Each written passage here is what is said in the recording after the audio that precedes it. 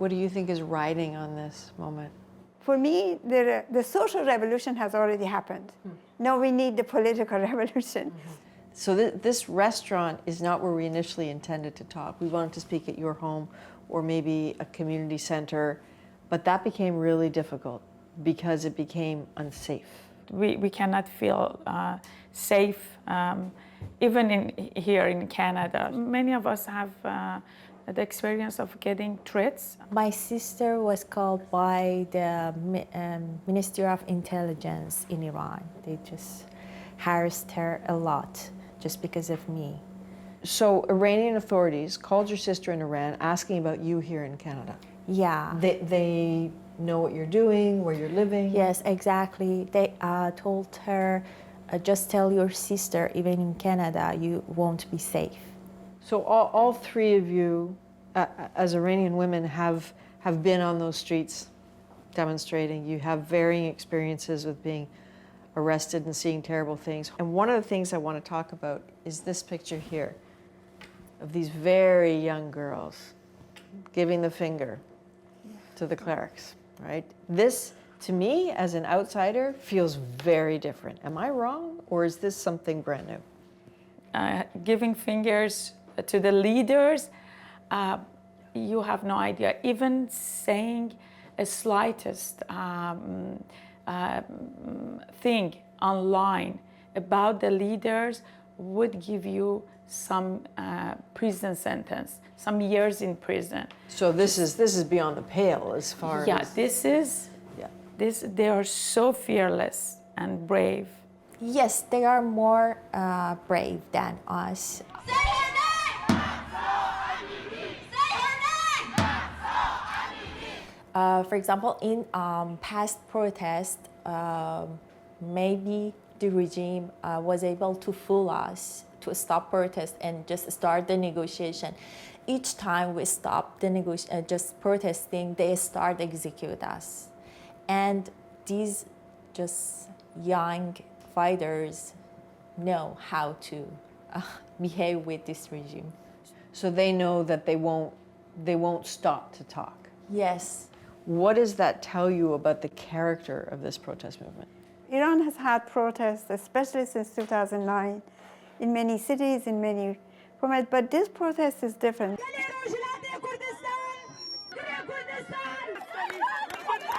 The previous protests have either has been a kind of a reformist. They wanted, say, integrity of electoral system, or they wanted the regime to open up a little bit. So change, but within the system. Within the system. Or it was economic demands by usually workers and factory workers, or for economic. In this protest, the demands have gone, but they are no longer looking within this framework of the regime. They want a different society and different states that has brought men and women together, young and old together, and also people from metropolitan cities to small towns, because their strategy in the past was you would have a large demonstration like 2009, and so it was actually easy for the regime to crush it. Because everyone was in one place? Everyone in one place, and but now the protest is very fragmented. Like it happens firstly in big cities and small cities, so the security forces have to divide themselves in a way they can't concentrate and crush in the demonstrations. The other thing is they're leaderless. So it even makes it harder for the regime to control it, because they can no longer take the head of the protest and put them in jail and then hope that the protest will fizzle out. I just want to bring this picture up because this is an example of some men. These are petrochemical or natural gas workers who seem to have joined the protest. Are they not terrified? I mean, they're very easily identifiable where they work. They are terrified. At the same time, they know what they want and they want to continue. There's no going back. This is going to be, this is our revolution, and there's no going back. I don't know how to read this one about whether this protest movement is different, whether the regime is more weak now than it was before, whether this one has the potential to endure. And I don't know what I should be looking for, Homa. Well, the regime, even the most militarized regime, they still need some legitimacy.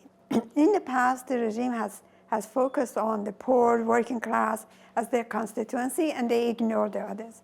But right now, it's the working class and the youth who are in the street.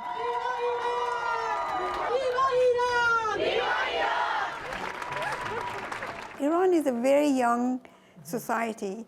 A lot of people, more than 60-70%, are under the age of 30. They have lost legitimacy across the section of the society. Even a lot of people think, like the rank and file of people who are in the Revolutionary Guard, or police and military, they don't see the future in this regime.